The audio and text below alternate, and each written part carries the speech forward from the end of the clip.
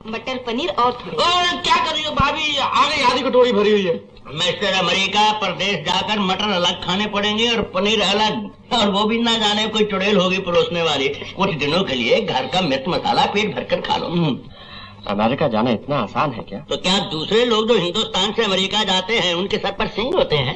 लेकिन उनके पास दौलत तो होती है। ओहो, उल्टी खोपड़ी तू बीच में जरूर बोलेगी। जब हमारी गवर्नमेंट ने फैसला कर लिया है कि हमारा प्रेम सरकारी वजीफे पर अमेरिका जाएगा, तो गवर्नमेंट के खिलाफ सर उठाने वाले हम कौन होते हैं? बाकी रही टिकट और कपड़ों के लिए 10,000 रुपए की बात, आप तो ऐसी बात कर रहे हैं जैसे 10,000 रुपए आपकी जेब में पड़े। अच्छा, तो तेरा मतलब ये है कि हम किसी दूसरे की जेब से निकाल लें? मैंने कब कहा? लेकिन एक बात हो सकती है, प्रेम की शादी हमने जहाँ पक्की की है उनसे जहेज न लेने का फैसला भी हमने किया था। लेकिन उन दिनों प्रेम के अव्वल आने और अमेरिका जाने की बात कहाँ थी?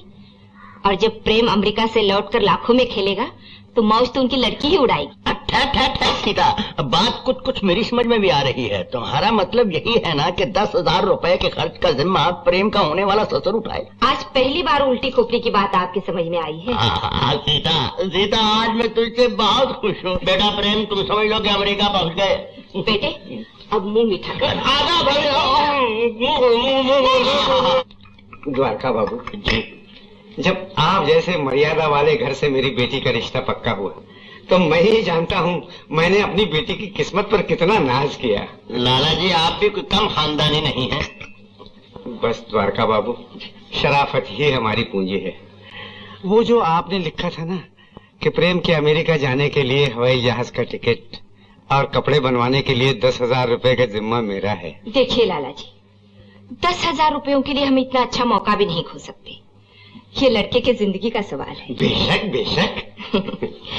अब आपसे क्या छुपाना, जब से लोगों ने प्रेम के अव्वल आने और अमेरिका जाने की बात सुनी है, हमारे घर की दहलीजें उखाड़ दी है। 10,000 रुपए तो क्या 20-20 भी लोग देने को तैयार हैं। बहन जी,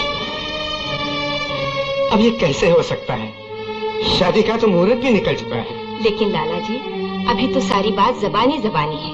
नहीं नहीं, मैं जबान को लिखत पढ़त से ज्यादा मानता हूँ। आप ऐसा वैसा मत सोचिए, मुझे थोड़ा सा वक्त दीजिए। लाला जी, आप जैसा नेक आदमी जिस काम में हाथ डालेगा उसे पूरा ही करके छोड़ेगा। क्यों सीता? इसमें क्या शक है? अच्छा, मैं इस वक्त आज्ञा लेता हूँ, कुछ न कुछ हो ही जाएगा। सेठ जी, सेठ जी, सेठ जी। हाँ जी। 10,000 में मेरा गंगा स्नान हो सकता है सेठ जी। मगर मेरा तो गंगा और जमुना दोनों स्नान हो जाएंगे। रुपये किससे वसूल करूंगा? न आपका घर, न जमीन, न जायदाद। मेरी शराफत पर विश्वास कीजिए, मैं आपके रुपये जरूर लौटा दूंगा। सूद का धंधा सूरत और शराफत देखकर नहीं होता। जाइए, चेहरा। हरी शंकर जी, तुम मेरे पुराने मित्र हो, भाई समान हो। इस वक्त 10,000 की सहायता कर दो तो तुम्हारी भतीजी ठिकाने लग जाएगी। गणपत राय जी, हर किसी की अपनी मजबूरियां होती हैं। एक बंगले का सौदा किया था, 30,000 बाकी है। अगले महीने मैंने अपने लड़के को वलायत भेजना है। मेरा हाथ तंग है, मुझे गलत न समझना मेरे भाई। आशा की माँ, तुरंत आना। ओहो, आज बेटी की शादी के रोज भी आप तुरंत नहीं भूले। बताइए, अब किस बात की जल्दी है? मैं थोड़ी देर के लिए दफ्तर जा रहा हूँ। आज के दिन दफ्तर? क्या करूँ, मालिक को तो तुम जानती ही हो। आदमी दिल के अच्छे हैं, लेकिन है जरा सिर फिरे, न जाने किस बात पर गुस्सा कर बैठे। अरे सुना है वो अपनी शादी के दिन भी 7 बजे तक दफ्तर में बैठे थे। और फिर आज पहली तारीख है, तनख्वाह तो मुझे बांटनी पड़ेगी। बधाई हो लाला जी, बधाई हो। आइए आइए, पधारिए पधारिए। आप इस वक्त बारात के रहन सहन का इंतजाम तो ठीक है? हाँ लाला जी, बहुत अच्छा इंतजाम है। हम तो यूं ही आपके दर्शनों के लिए चले आए। और क्यों बहन जी, कोई खास काम है क्या? लाला जी, अब तो उम्र भर आप ही से काम पड़ना है। हम तो सिर्फ ये पूछने आए हैं, वो 10,000 रुपए आप कैश दे रहे हैं या चेक? अरे हाँ, 10,000 रुपए कैश ही का इंतजाम कर दूंगा। इंतजाम? इंतजाम हो चुका है या करना है? समझिए हो ही चुका है। अगर हो चुका है तो अपना बोझ हल्का कीजिए, अभी भी देना है और शाम को भी। अरे ओ उल्टी खोपड़ी, एक शरीफ आदमी कह रहा है तो फिर अभी क्या और शाम क्या? तूने कौन सा रुपया सूद पे चढ़ाना है? ए लाला जी आप चिंता ना कीजिए, हम फेरों पे ले लेंगे। ए चल भाग्यवान, अच्छा लाला।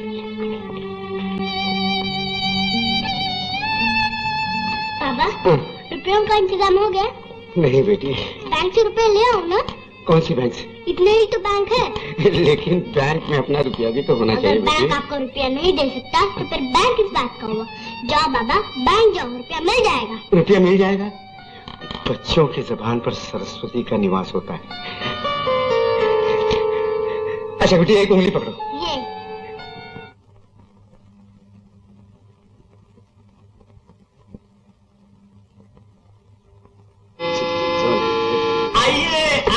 श्री राम प्रसाद जी, बात ये है कि मुबारक हो, आप कन्या की शादी कर रहे हैं। शुक्रिया शुक्रिया कपूर साहब, ये चेक जल्दी कैश कर दीजिए। जरूर जरूर, लेकिन बात ये है कि आप तकदीर के धनी हैं, वरना BA पास लड़का और अच्छा घराना हर किसी को नहीं मिल सकता। आप चेक पर स्टैंप लगा के काउंटर मुझे दे दीजिए। कौन कौन से नोट दूं? तनख्वाह बांटनी है, 10,000 के 100 के दे दीजिए और 5,000 के 10 के और 5,000 के 5। राम प्रसाद जी, संभाल कर ले जाइएगा, आजकल जमाने की हवा बहुत खराब है, चोर चक्के पीछे लग जाते हैं। रणजीत जी कोई बच्चा तो नहीं हूँ, 20 साल से यही काम करता चला आ रहा हूँ।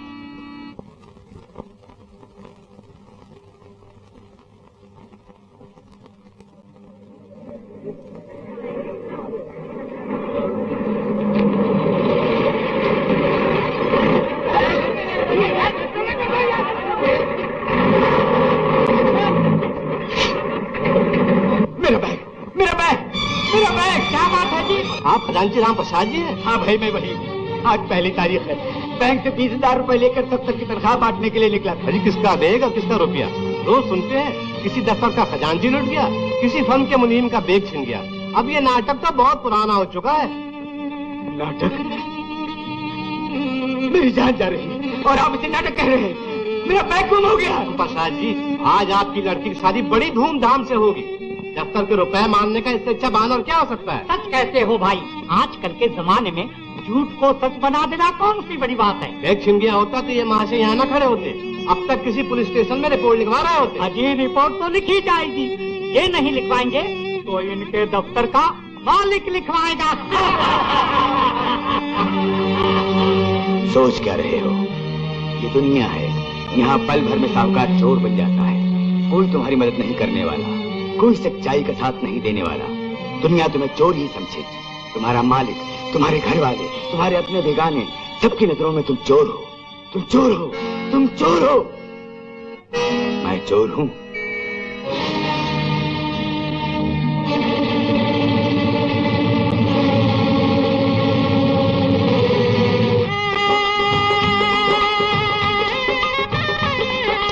ना जाने किन गधों से वास्ता पड़ा है, कन्यादान के वक्त लड़की का बाप गुम।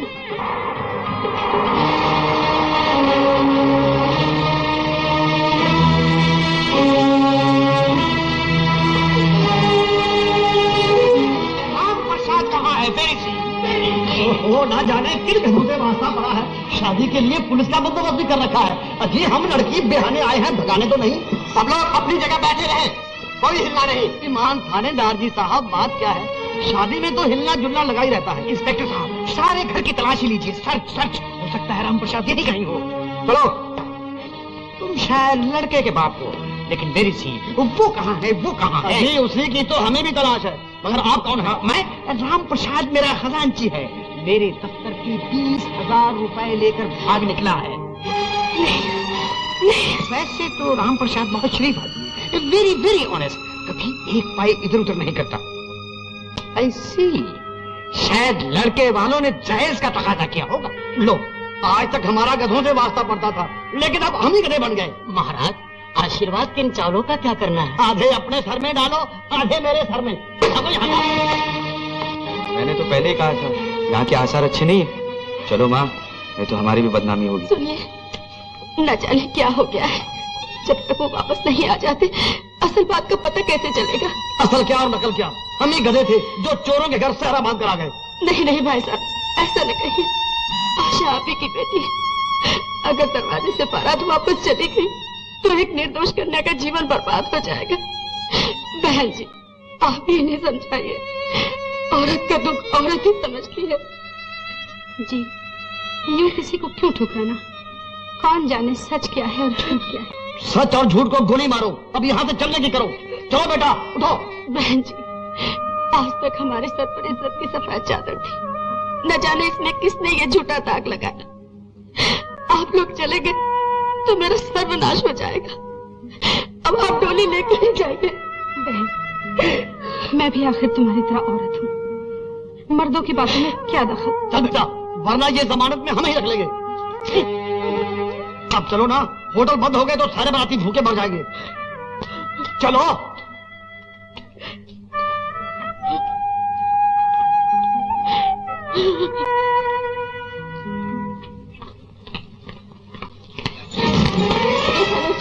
ये झूठ है, सब झूठ। मैं आपके चरणों की सौगंध खाकर कहती हूँ, मेरे पिता बड़े धर्म कर्म वाले आदमी हैं। ये झूठा इल्जाम उन पर लगाया गया है। मुझसे ये बात कहने की क्या जरूरत है? जाकर पुलिस में कहो। देखिए, आप तो पढ़े लिखे नौजवान हैं। सोचिए कि एक न एक दिन ये पता चल ही जाएगा कि मेरे पिता बेगुनाह हैं। फिर आप बड़ों की बातों में आकर मेरी खुशियों पर पानी फेर कर क्यों जा रहे हैं? मैं आपको बहुत दिनों से चाहती थी और जब आपकी पूजा करने का मौका मिला तो आप इस तरह ठुकरा कर चल दिए। लेकिन ना तो मैंने तुम्हें चाहा और ना ही तुम्हारी पूजा करनी। आखिर हमारे फेरों में देर ही कितनी रह गई थी। लेकिन मैं तुम्हारे साथ तो नहीं बैठा था। मेरे साथ न सही, मेरे लिए तो बैठे थे। सोचिए, वेद मंत्र पढ़े जाते और अगर 10 मिनट के बाद पुलिस आती तो आप मेरे पति बन चुके होते। फिर क्या होता? तुम्हें खुश होना चाहिए कि ऐसा नहीं हुआ। अगर मेरी शादी हो भी जाती तो मैं क्या एक बदनाम घराने की लड़की का हाथ पकड़ के उसे घर ले जाता, वहीं पर ठुकरा ना देता? मैं तो उम्र भर आपकी ठोकरें खाने के लिए तैयार हूँ। एक बार मुझे देख भी लीजिए। मुझे क्या जरूरत है तुम्हें देखने की? अच्छा।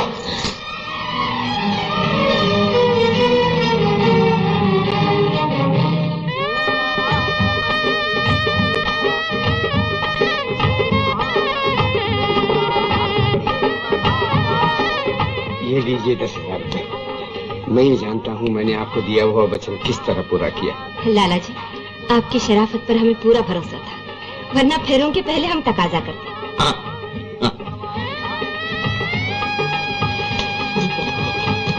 संजीव रहो, संजीव रहो। हेलो प्रेम, बहुत बहुत मुबारक हो।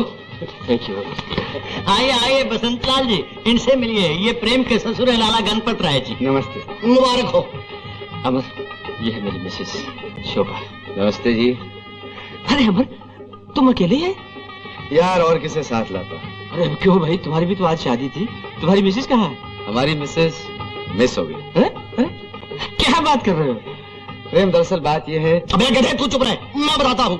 हर कदम पर गधों से भागता पड़ता है। किसकी बात कर रहे हैं आप? अजय, उस गधी के बाप की जिसने मेरे गधे को दामाद बनाना मंजूर किया। बारात दरवाजे पर पहुंच चुकी, बाप गायब, ऊपर से पुलिस का धावा। बात क्या थी? अजय बात क्या, वो गधा किसी कंपनी में खजानची था। तनख्वाह के लिए बैंक से रुपए लेकर फरार हो गया। 100-200 नहीं, पूरे 20,000। क्या नाम है? अब उसका नाम लेकर जबान का मजाक क्या चिंतना करना है? कोई गधा राम प्रसाद। तो क्या शादी रुक गई? रुकेगी नहीं तो और क्या होगा? क्या एक चोर की लड़की को मैं बहू बनाकर घर ले आता या आप ले आते? क्या हम गधे हैं? I'm sorry। अरे इसमें अफसोस की क्या बात है? अच्छा हुआ जान बच गई, वरना हम किसी चोर के दामाद बन जाते।